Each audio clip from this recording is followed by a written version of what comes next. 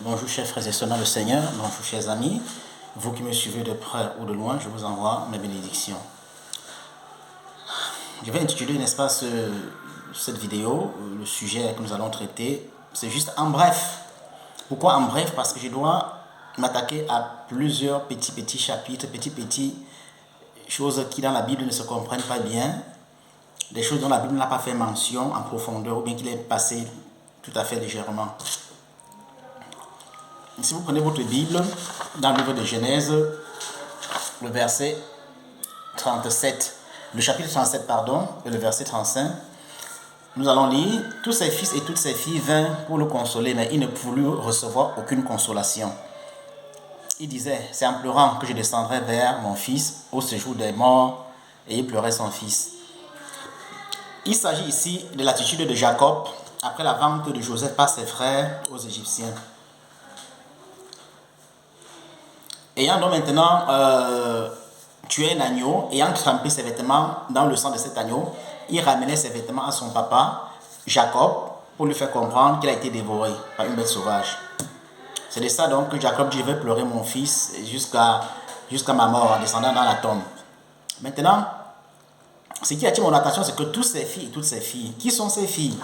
Puisque nous savons que Joseph, avec les 12 tribus d'Israël, ses 12 enfants, et il n'avait qu'une seule fille qui s'appelait Dina, dont elle a été victime d'un viol, et Simon et Lévi ont passé au fil de l'épée et toute la contrée, d'où le violeur était sorti. Et le violeur s'appelait Sichem.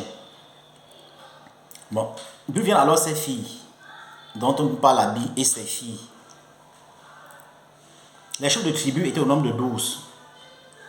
11 avec Jacob et un qui était en Égypte, qui était Joseph. Alors comment se sont-ils multipliés? Parce que la Bible ne nous parle nulle part du mariage des chefs de tribu.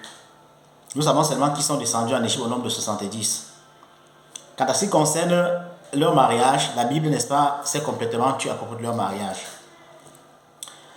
Je vais dans les moindres de mes possibilités parce que la parole de Dieu est élastique. Chacun tire jusqu'à où il peut. Je ne dis pas que j'ai le monopole de la connaissance.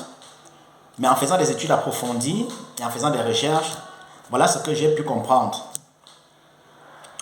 Alors, chaque chef de tribu naissait avec une jumelle.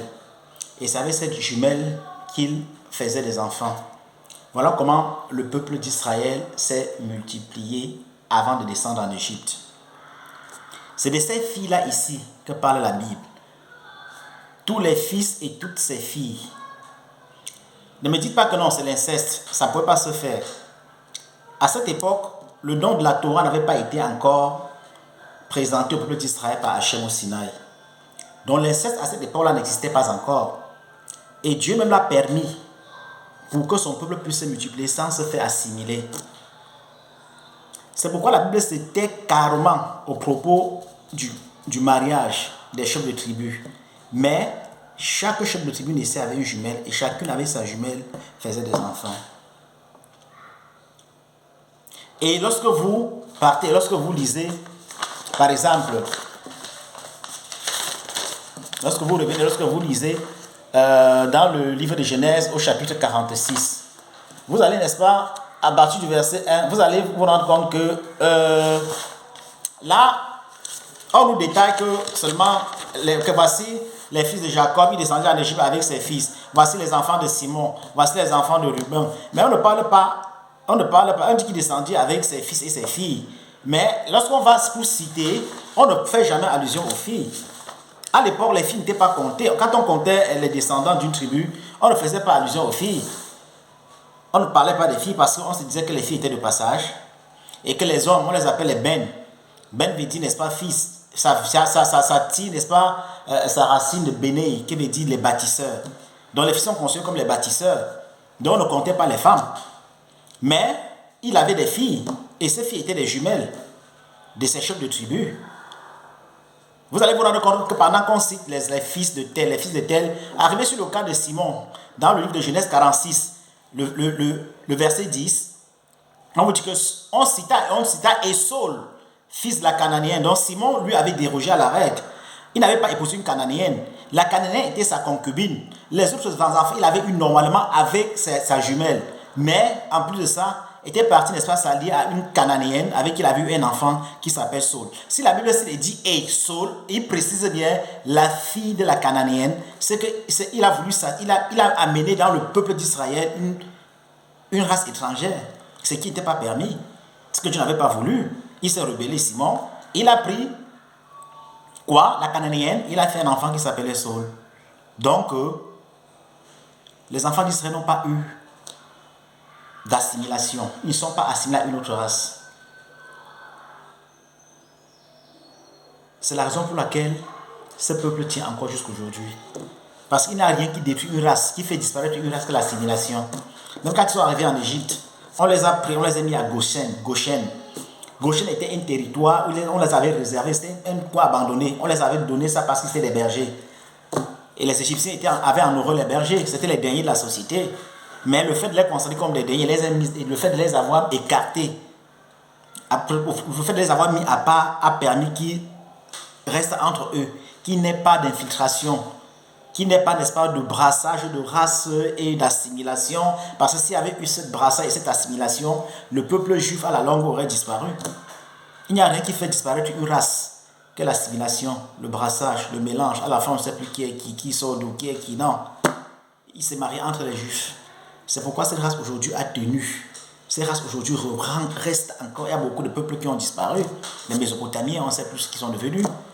Il ne reste qu'une cruche à Oxford, dans un musée. Dans un musée là, à Oxford, une cruche. On dit voici là qui s'appartient aux Mésopotamiens. Mais aujourd'hui, le peuple juif tient encore debout. C'est une preuve même de l'existence concrète et tangible même du divin. C'est même la preuve que ce peuple est même le peuple de Dieu. Où sont les Romains aujourd'hui? On ne sait plus qui sont les Romains. Les Perses, où sont les Perses? Qui sont les Perses aujourd'hui? Ça n'existe plus. C'était une race. Les Mésopotamiens étaient une race. C'était un peuple. Mais ils se sont fait assimiler, on les a mélangés, on a dit, on ne sait plus qui ils sont. Donc, les chefs de tribu s'est marié avec leur sœur jumelle. C'est ça, la révélation. Donc, on vous dit dans le 46 et 26, on dit, pour finir, le Genèse 46, 26, on dit pour finir, voici ceux donc qui, sans compter les femmes et les fils, les femmes des fils de Jacob, ces femmes de ses fils étaient leurs jumelles. Ça, c'est le premier point.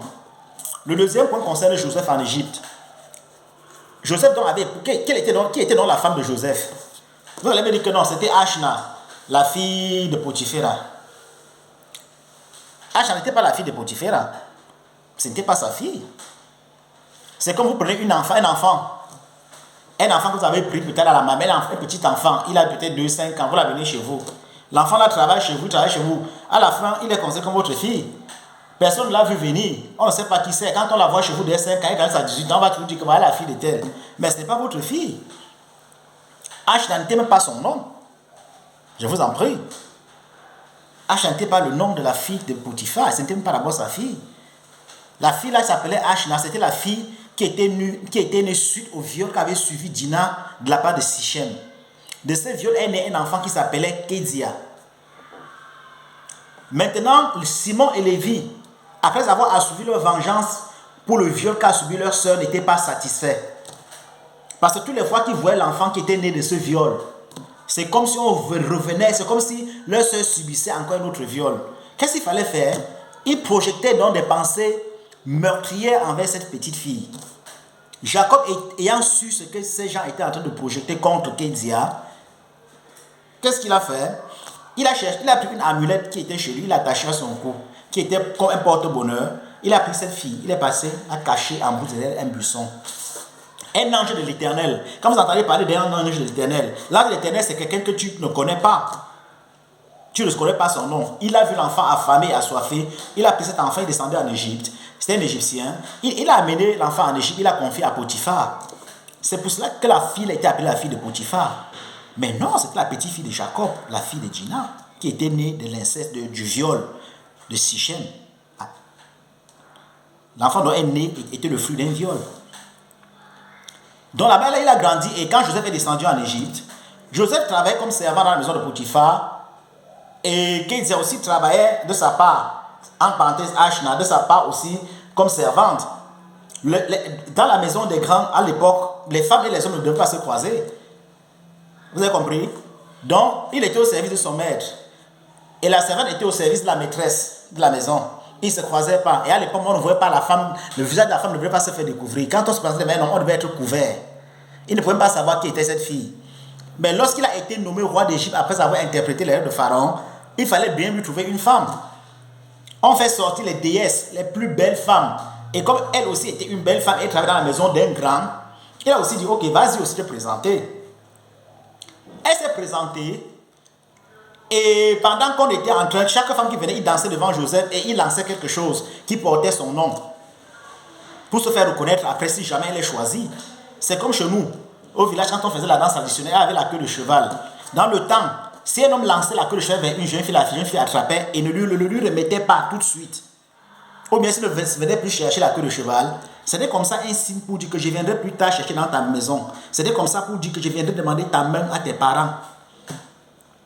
Donc en jetant, n'est-ce pas, cette amulette, il a jeté et après, quand les jeunes filles ont dansé, Joseph donc regardait les objets de valeur que les jeunes filles lançaient devant lui. Il a vu cette amulette.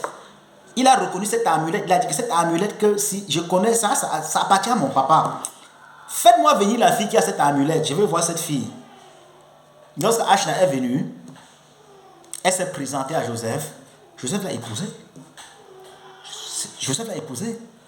C'est donc avec Ashna, qui était sa nièce, même sans le connaître, qu'il a accouché Manassé et Ephraim.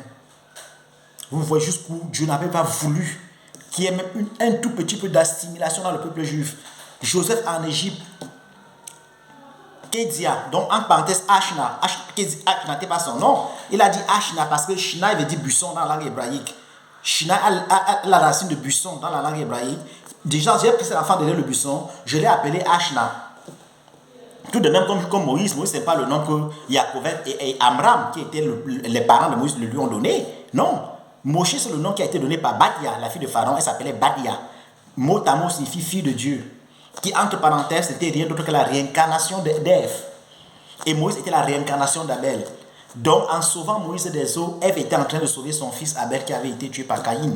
Ça, ce n'est qu'une parenthèse. Ne m'entraînez pas dans le plein évangile ou bien dans la Bible. On dit il est réservé aux âmes de mourir une seule fois, après quoi vient le jugement, on ne se réincarne pas. Ça, c'est un autre sujet que je ne peux pas aborder maintenant. Vous avez compris, je ne peux même pas aborder ça maintenant. Parce que c'est que les chrétiens vont dire que, n'est-ce pas, on dit qu'il est réservé aux chrétiens mourir une seule fois, après vient le jugement. Comment il parle de la réincarnation? Je n'entre même pas dans ce sujet-là maintenant. Ce qu'on vous a dit dans le christianisme, c'est un truc. Je ne suis pas ici pour la critique des religions. Quand je me présente devant une religion comme le judaïsme, j'apprends. Et il y a des choses logiques qui se comprennent. Comme dans le christianisme, il y a la logique qui se comprend. Donc je ne suis pas ici pour défendre une religion ou bien pour m'opposer à une religion. Je dis ce qui est réel. Vous avez compris, hein? Donc après ça, Joseph a donc pris la femme de Potiphar, la fille, en parenthèse, on dirait que c'était la fille de Potiphar, et qui n'était rien d'autre que l'enfant de Dina, la fille de Dina. Ils ont fait 2 enfants. Mais dans la Bible, quand tu entends dire que Joseph s'était marié, tu dois poser la question de savoir s'il avait marié une Égyptienne. Non. Non. Tu ne t'es jamais posé cette question. Ce sont des questions qu'il faut bien se poser. Le peuple d'Israël, dans la lignée israélite, il y a donc des Égyptiens. Il y a le sang égyptien. Non, il n'y a pas le sang égyptien. Il n'y a pas le sang égyptien. Joseph a épousé sa nièce, même sans le savoir. Mais c'était sa nièce. C'était Dina.